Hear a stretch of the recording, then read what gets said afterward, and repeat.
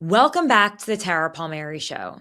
There's another young firebrand that may be heading to Congress. His name is Isaiah Martin, and he's telling his legions of social media followers that Democrats should take no prisoners. Martin is 27 years old, and he's part of a new wave of Democrats who are adopting the same bare-knuckle style as Trump. Fight fire with fire. Sounds like Jasmine Crockett and Gavin Newsom, right? Well, he's campaigning to represent Texas's deep blue 18th district, so he has that freedom to come in hot. And he sounds a lot like AOC did at the start of her rise. But here's the question. How do you actually get anything done in Congress if you've already declared war? Take a listen to my interview with this rising star in the party and stick around till the end to hear about the surprising position he shifted on over the past 2 years. Hey, Isaiah, welcome to the Tara Palmeri Show. It's a pleasure to have you. You are an online sensation. You've clearly mastered the digital game, you could say, something that I think some of your older colleagues in the Democratic Party are still sort of struggling with. And I've got to ask you, though, you caught my attention with a very viral moment that you had that wasn't, perhaps planned, or maybe it was, you could tell me, but you were arrested at a Republican gerrymandering meeting. What was it like to be arrested? I mean, they were literally threw you down on the floor. I'm going to have my producer, Eric, play this for everyone. Take a look here. You need to have shame. History will not remember you for what you have done. It is a shame. It is horrific for what you have. Travis County records show Martin's misdemeanor charges are resisting arrest, criminal trespass, and disrupting a meeting. State troopers made the arrest you see there on your screen. What was that like, Isaiah? Well, it certainly wasn't on my bingo list for the year. Yeah? You didn't think that was going to happen? No, absolutely not. Okay. Just to go and to speak out on behalf of the district and then to spend 30 hours in jail was definitely a crazy experience. But, the one thing is very clear. The Republicans are very scared and they're weak, and they did it as an intimidation tactic. But what those stupid Republicans didn't realize is that just energized so many folks, not just in my district, but around the state and around the country, to stand up against this foolishness. So, I guess I'm going to thank them for all the energy that they have done and brought for this campaign and for so many others across the country. Okay, so what was the jail like? I've never spent any time in prison. 30 hours seems like a long time to be detained. Yeah, so I get there, right? And, my first thought is, all right, I'm going to make some friends, right? Like, let's see what this is about. Yeah, what was it, all drunk tank people? No, actually, and that's what was interesting. No, it wasn't actually. I mean, it was people there for, a variety of different reasons. Maybe one missed a court date. One, was there on a misdemeanor. Like, just very, not super serious or super crazy stuff. And I get in there and they find out that, I'm there for a political thing. And I did a town hall in jail. Like, I literally am sitting there, seriously, straight up. Like, tell me all about this. I need to hear about this. So I get in there, right, and I'm standing in the middle of the room, and I'm answering questions. They're like, why is Trump doing tariffs? What's the tariffs about? Like, and then they're telling me about how childcare is all expensive. Like they're literally just, like, asking me questions about, like, can I still vote? Like, if I get convicted? Like, all these things, like, and so I just was up there answering questions, and the guards didn't like that too much, and I went to some solitary confinement type thing. But Stop that's it! just how it goes. Yeah, they put you in a private cell because they thought you were Straight like up. electioneering in prison. Straight Is that up. what they were thinking? Who knows? I just went straight to this little cell, 4 walls. I had blood splatter on the wall. I walked in there. I was like, oh my! It was much like the movies. I mean, seriously. It had 4 walls, and you know what's maddening about it, Tara, is that you don't know what time it is.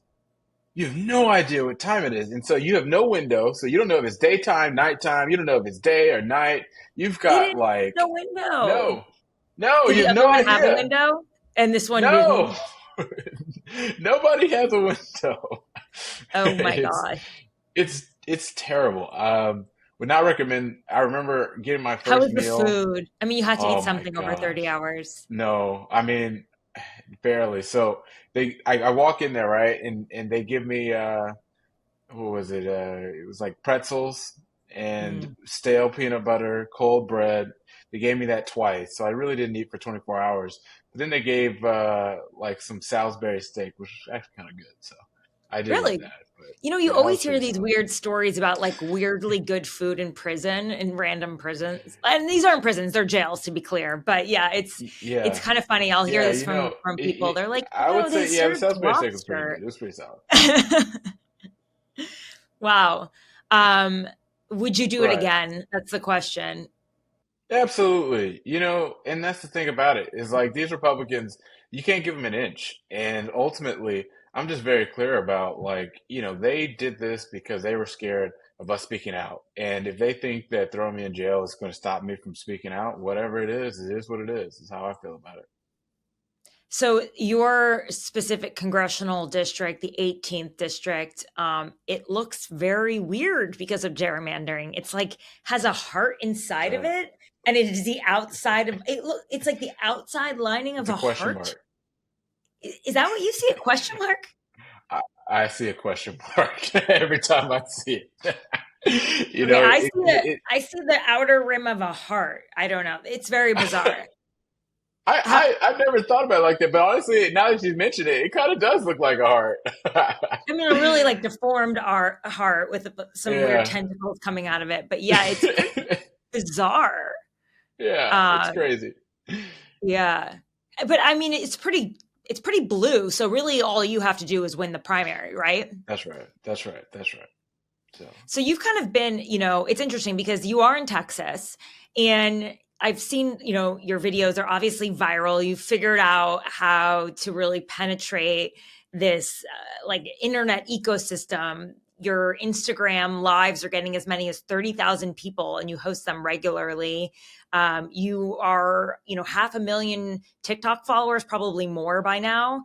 Um, mhm. does that help you in your small district? I mean, how does that translate? And also I've noticed like you kind of have a like similar rhetoric to what some of the Republicans have when you're calling for no mercy against Republicans. How do you square that?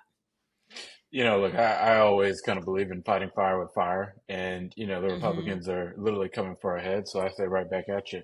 But I think ultimately, I go to a lot of community events, and for me, I go to a lot of high school football games in the district, and almost every single section I go to, someone says, I watch you on TikTok, or I watch you on Instagram, or I've already seen you, Isaiah. You don't even need to come and give me one of your little Oh, pamphlets. So, I mean, it really is it's amazing the penetrating. reach that we've been Yeah. able to redo, but it also helps us on a fundraising perspective. Because, I mean, I'll tell you straight up, like, there's no way I'd be able to run for Congress if I didn't have the support of thousands of people that are chipping in an average of $19 a person. We went this quarter and broke a fundraising record for the largest fundraising quarter in the history of our district from more than 35,000 people chipping in an average of $19 a person. Like, that's not possible for someone Can like you do the me who math doesn't. for people like me who struggle with that?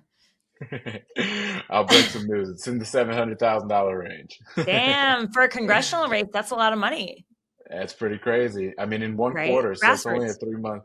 It's in the 3 month time span. So, I mean, like I said, I would have never imagined someone like me being able to raise $1 million total for a congressional race. But it's because of the support of so many that we've been able to really build a movement to take down anybody. So a lot of young candidates like you, though, they come in really hot, right, into Congress, and they're like, "No mercy, burn it down." I knew this girl named AOC, and she showed up at Nancy Pelosi's office and basically held a sit-in outside of it. And now she's got to walk along and play along to get along. So I think during that period of time, she really didn't have any influence over legislation. I mean, she was great in oversight hearings and she was really Mhm. performative and she built a online base and she built a movement, but she didn't really pass any bills or get anything done. And I think now she really wants to play the inside game after all this time, after the 8 years. Like, Mhm. what do you learn from someone like AOC coming in really hot? Is that are you worried that you may have burned bridges in Congress already? Well, I think the one thing is, I spent 4 years with Congresswoman Jackson Lee as her senior advisor. And Congresswoman Jackson Lee was ranked the fifth most effective lawmaker inside of the House of Representatives. And as a result of that, I really got a chance to see how to, I guess, toe the line. I'm very open about who I am. I'm relentless against Republicans. They don't scare me one bit. But I do look forward to building meaningful relationships with my future colleagues in the House and the caucus. And look, I think that we can build relationships to work on key issues, talking about wiping out medical debt, getting big outside money out of politics, making sure that we can, guarantee healthcare and childcare. I think that those are things that we can all find common ground on. So look, I'm not going to change my rhetoric because that's just who I am. And I just think that people in this country are looking for people to be unapologetic and be authentic to who they are. But in terms of, building relationships with my colleagues to get stuff done, I've learned from, I think, one of the best at getting that done with Congresswoman Jackson Lee. And I'll be able to really go in on day one and get to work on that. So, but you have been urging your Democratic colleagues to stop talking about bipartisanship and to just I saw that you interviewed you did an interview with my former colleague, Peter Hamby at Puck. And you said, when they go low, we go to the ditch. I mean, how do you do anything when they're in power? I mean, they very well may likely be in power in the next Congress, certainly will be in the Senate. So how do you do anything if you're like, let's cream these people, right? Yeah, well, I think that ultimately the conversation about bipartisanship has gotten us screwed for so long. I mean, ultimately, look at where we are. They do control everything. And I think effectively, we now need to be in a mode, since we're in the minority, where we're trying to block their legislative agenda. I mean, effectively, look at what they're doing. I mean, they're cutting Medicaid by $1 trillion. I mean, they're trying to go ram through more cuts in this next budget.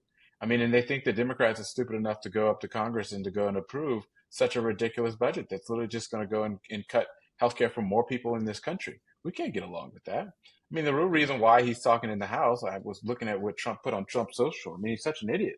He goes and he says, well, Democrats in the House are trying to go shut down the government. Buddy, you control everything.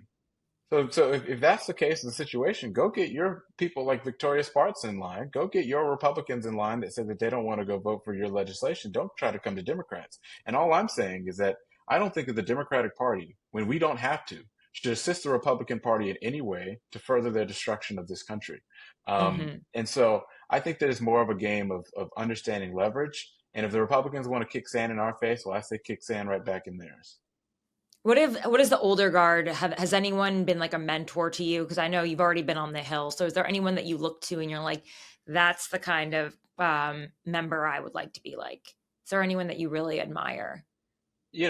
Like I said, Congresswoman Jackson Lee was really just such a big figure for me. She's no longer here, but, I worked so closely with her that, I got a chance to see her fight.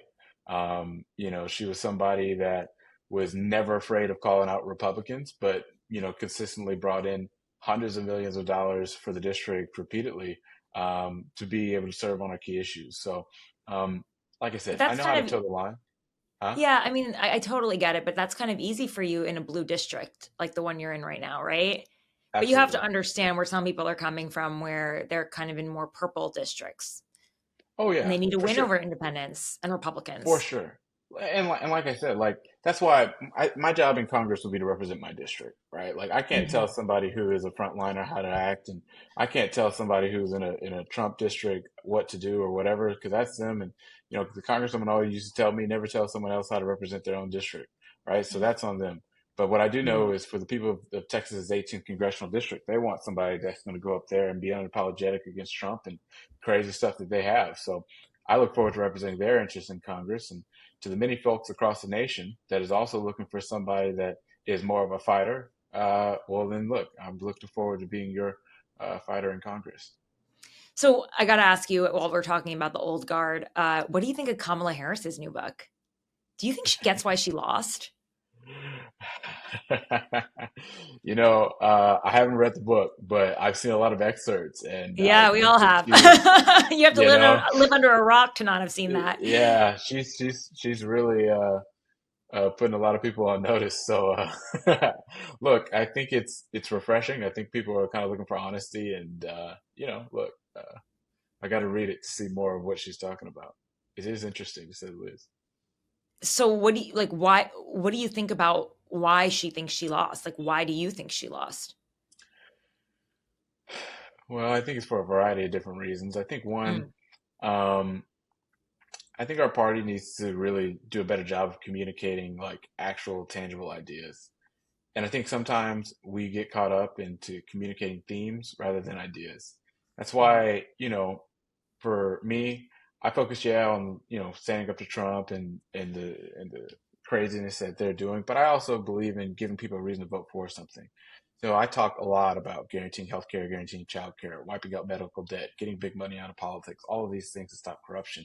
And I think Kamala Harris focuses on a lot of those things too, but I think the overarching message that a lot of the consultants in the consultant world had put on her plate was more to just be broad, right? And to just hope that a lot of people come in and come forward with it. So, I think I just felt like Kamala, she didn't really stand for much when you looked at yeah, her positioning, because she, like you said, she was trying to be so broad that she didn't draw any lines in the sand.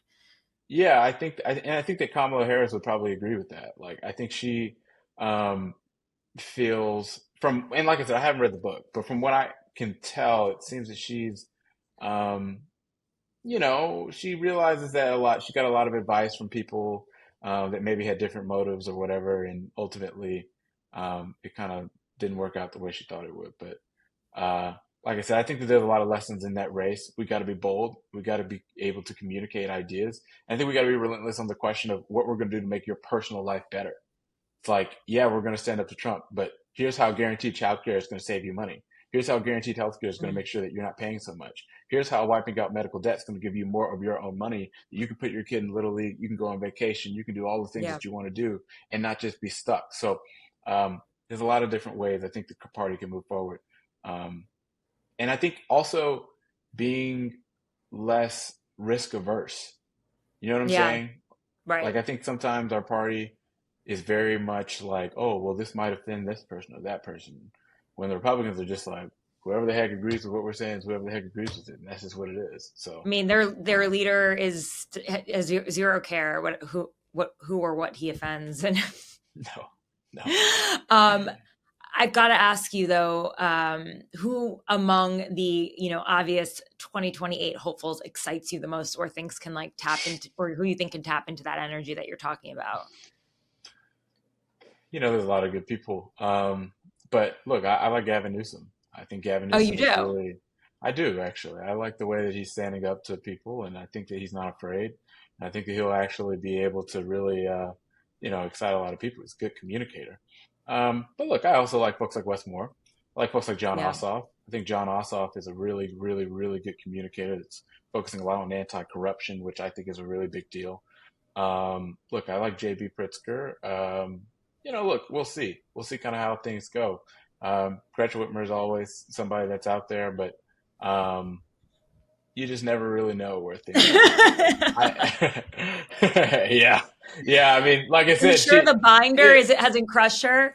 you know, like I said, it's not really my top tier candidate per se, but look, a lot of people like her, but But um, like even Gavin, I mean, he's got to speak to his own record in California, where so many that's people have true. fled. And I wonder if That's your true. district would like Gavin. Do you think people in your district would like him? I think so. I mean, they Really? tell me all the time whenever I go out to forums and stuff, they say, we want Yeah. But it somebody feels like like Gavin. Gavin. Oh, really? So it feels like Yeah, I do too. Gavin's style is sort of mimicking Trump's style, right? He's like, punch him right back, mock him, act crazy. I mean, do you think that's just the future of politics? And that's how the Democratic Party should roll? Well, it's certainly the way I am, so I think that there's definitely some some parallels there. But look, I do think it is. I think personally, this whole idea of respectability politics is something that I deeply, deeply cared about in my young life. And I say young, I'm 27, but when I was first younger, when I was first kind of getting involved, I thought that was really the way to go. But then I kind of realized that these Republicans are really, really like they're not the same Republicans that people thought, or might have experienced growing up. These guys are literally like coming for us at every single way you Mm, look. So you can't sit around and play around with people who don't think that you should exist in the first place. There's no like negotiating with that. So I think yeah. really the way you got to go forward is just to beat the heck out of these guys. And like I said, look, Gavin's doing, I think, a lot of good work. JB Pritzker is somebody who else has a really good record, I think, in Illinois that he's pushing that, could potentially be something. And Ossoff. So if I had to really rank my top four, it would be Ossoff, it would be Gavin, it would be JB Pritzker, and it would be Westmore. Those would be in no particular order, but those would be my top. Right. What about, I mean, I agree with you in the sense that there's like a meme politics moment, you can't not be a part of the meme moment, I think, because that is how people communicate now. It's like they trade memes on politicians. They trade jokes. This is like in this social media world, they trade clips. I'll give you a good example. Like, for me, I was really trying to communicate, in this last week, more of like what I believe in, what I want to do. I put something on Threads that was like, I want guaranteed healthcare, something like that. It got like 400 likes. I went and I put a meme up about how like all these other countries have basically guaranteed healthcare, but we don't. 13,000 likes. Wow. Like, it's a big difference. And so I started to use and incorporate memes a lot when I communicate policy. And like our views and likes like exploded on similar things. So, look, I think that that's really where things are. And that's kind of how you communicate nowadays. I mean, it does also, the social media world feels like it's completely out of control, right? Like it's like the wild, wild west. There's no regulations, and it can really incite radicalism in a lot of ways, or violence. And I was just wondering, are you concerned that you might be adding fuel to this? And what do you make of the killing of Charlie Kirk? I mean, how do you feel about that and the political temperature that we're at? And not to say that this is like, yeah, I'm just curious what you think about that. Well, I think that if anybody really wants to talk about turning down the temperature, they should go watch Stephen Miller's speech at Charlie Kirk's funeral. Yeah. I mean, this guy is literally calling for war. He's literally trying to say that Democrats are evil and a domestic terrorist organization. Donald Trump is literally saying he hates his political opponents. So, I mean, look, that's the fuel to the fire right there. And so, look, I make no apologies for saying that we need to be unapologetic against the Republicans and tell it exactly as it is. Donald Trump is a fascist, wannabe dictator that's destroying the United States of America. If that defends a Republican, then so be it. But I think ultimately, Charlie Kirk did not deserve to die. That was wrong. And I think all political violence is wrong.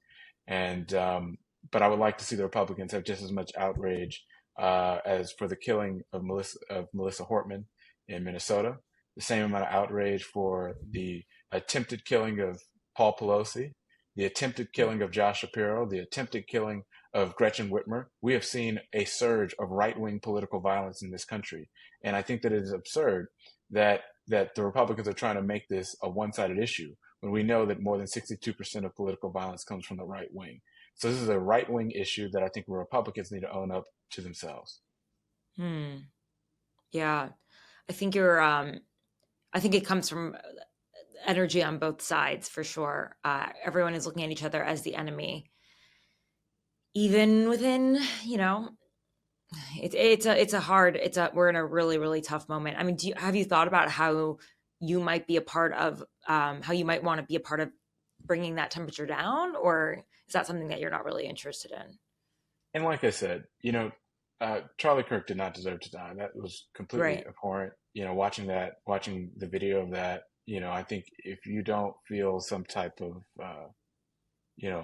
pause and just absolute taken aback by that, then I think that is something wrong with you, I guess. But look, I looked at that and was very upset about watching that. But in any event,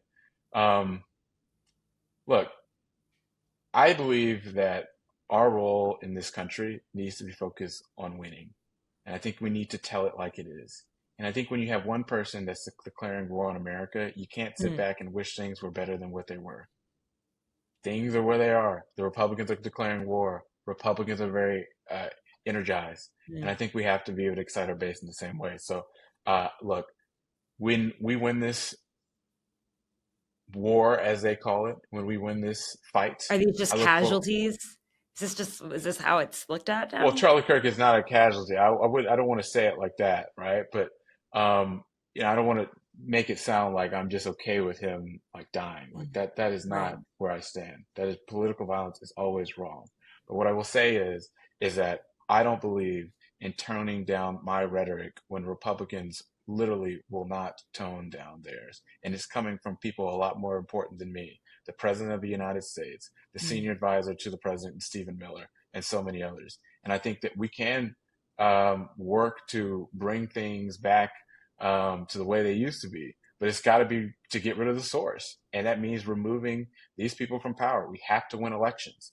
And I think Yeah. that in order to do that, we have to tell it like it is in order to do that. I mean, this morning, Wednesday morning in Texas, near your district, a shooting inside of an ICE office. I mean, what is going on? Yeah, I mean, it's absurd. And this is what is happening in this country, I think, because of a lot of different factors. I think one, in Texas, it's very easy for people that are crazy to get firearms. I mean, that is something that has been happening Mm. for a while. We saw it in Uvalde, we saw it in the Santa Fe shooting, not so far away from where I actually grew up. So, I mean, look, we're seeing this as a real issue, but I think ultimately, um, the political violence and the political uh, tensions in this country are stemmed from, I believe, one main person, and that is Donald Trump. Donald Trump is the main one that is spewing all this rhetoric into the air. His associates are doing the exact same way, and that is what is, I think, radicalizing so many people, per se. So, But what about, someone like Jasmine Crockett who responds by saying Trump is a wannabe Hitler? Does that concern you too? That I mean, his language is incredibly divisive and I mean, causes this kind of reaction, but does that just add more fuel to the fire? I don't think that we should be getting at Jasmine for telling it like it is, though, because that's when you go and you compare side by sides and you listen to a Goebbels speech and you listen to what Stephen Miller said. I mean, they're effectively almost the same thing. It's almost like he plagiarized it. It's almost like he went on ChatGPT and said, "Hey, write me a Goebbels speech for this funeral." I mean, Mm. so Jasmine pointing out what the obvious is, and I think that is one of the reasons why we're in the mess that we're in, is because people feel as if they can't tell it like it is. Because Mm. ultimately, what these people are doing is trying to mimic folks from the 1930s. Look at the Homeland Security Twitter account. They're literally throwing out innuendos left and right that they're trying to coincide with those folks from back then. So, look, Jasmine is just telling it like it is, and I don't think that we should be, I guess, chastising the messenger for pointing out what the Republicans are clearly doing. You know? Yeah, I mean, everyone has a right to free speech, right? And just because you say something, I don't think you should be held responsible for that. But yeah, I just wonder who's going to be the one to step up and say, okay, like I've got an idea, and it's let's try to broker a peace deal in this rhetoric war. But But it Tara, doesn't seem like anyone's interested, but Tara, I mean, I would love for that to be the case, but do you right? think in order to have a deal, you need to have two sides to make a deal? No, you're And right. when Trump says literally what he's doing, and he's not just saying these things, he's actually doing it. He's sending government agencies after his opponents. He's saying that he's going to hire a U.S. attorney, whether or not they're going to go after people who he disagrees with. Like this is a five-alarm fire. And, I wish that I could wave a magic wand and say, Donald Trump, let's work together to not have this inflamed tension. But he doesn't agree with that. So instead, I can't go to the people who I want to serve and say, I'm not going to tell you the truth because of Republicans saying that I'm inflaming tensions. Like I have to, my primary obligation is to tell the truth to the American people. And I think that that's just ultimately where we are. Yeah. Um, I noticed that in 2023 you had a pro-Israel stance, and obviously, I'm wondering if that's changed in light of how the Democratic Party seems to have shifted since then. Where do you stand right now? Well, look, I'm for peace. And, I think that it was absolutely insane that people were murdered on October the 7th. But Mm. I think it's insane that people were taken hostage. But I think 2 years later, we need to be incredibly concerned about the fact that prime minister of Israel effectively looks like he wants to completely take over the Gaza Strip, West Bank, and everything else. I think that's absurd. And I think that the question that will be coming up in front of Congress will be whether or not we want to send United States troops to go and occupy the Gaza Strip for Trump Gaza. I'm against that, and I'm a hard no. So anybody that tries to put that legislation on the floor, I could never tell you my answer. I'm a no on that. And I think that we need people that can be clear and unapologetic against it, because I'm not going to support what's happening. And I think that you can look at kids that are starving, people not getting the food that they need. When you see the videos, it's horrific what's happening in Gaza. And so I'm absolutely against what's happening right now. And I think that we need people that can be unapologetically against it. Yeah. It's interesting to me that you changed your position. Is that something like a lot of, politicians are not really willing to admit when they change their position? How do you feel about that? I mean, you're the next gen, you could say, of politicians. Do you think that they should be open when their positions change like you are? You know, I think that it's really just about understanding the circumstances of where we are. And I think the prime minister has not presented any type of plan whatsoever on bringing this war to a close, like at all. Like he's not really talking about how he's going to do that. And I think that when that's his position, I think that the United States should realize that our position must change. And again, if he wants United States troops on the ground, you can't get my vote to do that. So it's not going to happen. Yeah. Well, this was a great conversation. And, I think you very may well be in Congress soon enough. How is it campaigning for yourself? I mean, it must be different than working with Sheila Jackson, who was certainly a congresswoman of another era, but like, what's it like now on your own? Yeah, I mean, it's definitely different, campaigning for yourself than other people. But look, I find it to where I'm always campaigning. So if I go to a restaurant, I will campaign to the people in line. If I go to, like I said, a game, I'll campaign to the people there. If I'm at a stoplight or a stop sign when I'm walking down the street, I'll be campaigning there. So, look, I really am just trying to reach out to everybody that I could possibly find, because this election is just so important. And it's a lot of fun. I love speaking. I love going to senior homes. I love doing all the fun stuff that's a part of it. So I think there's a competition of ideas, and, I look forward to really getting there.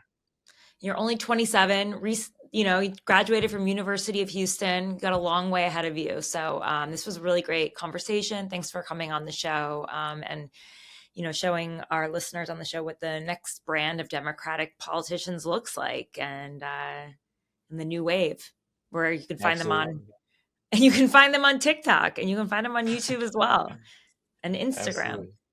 Okay. And if folks want to find our campaign, they can at isaiahmartin.org, ISAIAHMARTIN.org. Cool. Thanks so much for your time. Absolutely. Thank you. That was another episode of the Tara Palmeri Show. If you like this show, please rate it, subscribe, share it with your friends, leave comments, tell me everything you want to hear. If you like my reporting, you can go to tarapalmeri.com. That's TARAPALMERI.com, and sign up for my newsletter, The Red Letter, and you'll get my exclusive reporting straight to your inbox. It's also a way to support my independent journalism by becoming a paid subscriber. I want to thank my team, my producer, Eric Abinate, Adam Stewart on the thumbnails, and Abby Baker, who is doing research for us. If you like this show, I'll be back again. So please hang on and stick around for this wild ride. We have so much to cover, and I'd love to hear from you about what you want to know more about. See you again soon.